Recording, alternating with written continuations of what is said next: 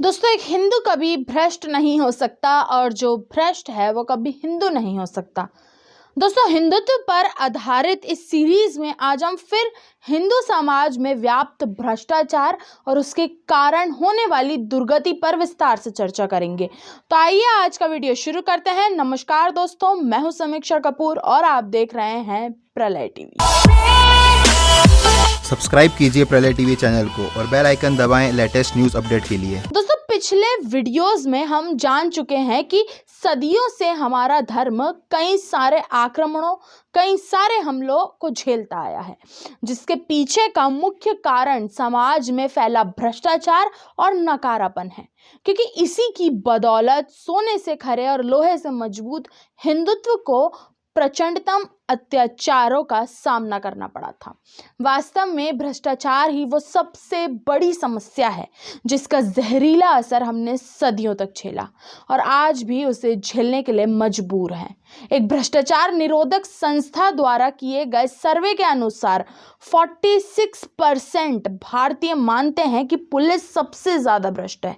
48% लोग मानते हैं कि स्थानीय अफसर भ्रष्ट हैं। 42% का मानना है कि सांसद भ्रष्ट हैं। 41% लोगों को लगता है कि सरकारी विभाग में भ्रष्टाचार है।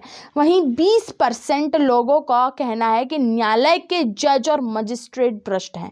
इसके साथ ही सरकारी कार्यालय और छोटे बड़े विभागों में आज भ्रष्टाचार अपने उच्चतम स्तर पर पहुंच चुका है। आपको बता दें कि भ्रष्टाचार की इस पूरी प्रक्रिया में जनता के बीच का एक बहुत बड़ा वर्ग, पक्ष विपक्ष के नेता और न्यायालयों के फीसदी सरकारी कर्मचारी शामिल होते हैं। लेकिन भ्रष्टाचार के से उपजी समस्याओं का सामना देश की आम जनता को करना पड़ता है। इसके साथ ही आपको ये भी बता दें कि हिंदुओं के देश में एक हिंदू नेता या अधिकारी जब किसी भी प्रकार से भ्रष्टाचार को अंजाम देता है तो उसका हानिकारक प्रभाव एक आम हिंदू के जीवन पर पड़ता है। उदाहरण के तौर पर देखें तो पुल और सड़क निर्माण में हुए भ्रष्टाचार का खामियाजा सामान्य हिंदुओं को दुर्घटना में अपनी जान देकर भुगतना पड़ता है। जब एक रईस हिंदू अपने बच्चे का दाखिला रिश्वत देकर करवाता है तो एक गरीब हिंदू के बच्चे का हक उससे छिन जाता है। इसी तरह के और भी कई अनेक उदाहरण हैं जिनसे स्पष्ट होता है कि भ्रष्टाचार के माध्यम से एक हिंदू ही दूसरे हिंदू का शोषण करता है।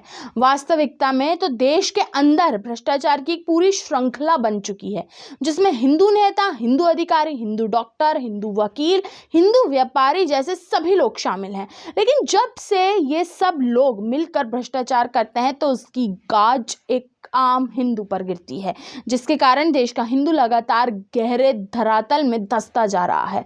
दोस्तों, हम हिंदुओं के सबसे बड़ी समस्या यह है कि हम हिंदुत्व के खिलाफ बनने वाली फिल्मों, चुटकुलों पर जमकर विरोध करते हैं, उसके लिए जान देने को भी तैयार रहते हैं। लेकिन जो भ्रष्टाचार का दीमक हमारे धर्म को दिन प्रतिदिन खोखला कर रहा है उस पर हमारे मुंह से एक शब्द नहीं निकलता।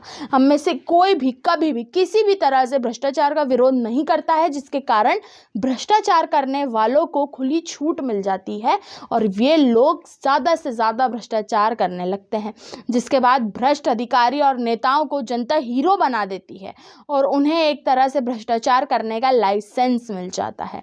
दोस्तों, इस बात से हमें कोई फर्क नहीं पड़ता कि आज जो ये नेता अधिकारी भ्रष्टाचार कर रहे हैं, कल उसका परिणाम पूरे देश को भुगतना पड़ेगा। लेकिन हमने इतिहास में कई सारे ऐसे मंजर देखे हैं जिनमें हिंदुओं को खून के आंसू रोने के लिए मजबूर होना पड़ा था और आज भी अगर देश का हिंदू अपने बीच छुपे इन भ्रष्टाचारियों को पहचान कर इनकी असली औकात नहीं दिखाएगा तो आने वाले समय में भारत को एक बार फिर से गुलाम होने के लिए मजबूर होना पड़ेगा। दोस्तों, आज के लिए सिर्फ इतना ही। आप देखते रहिए प्रलय टीवी।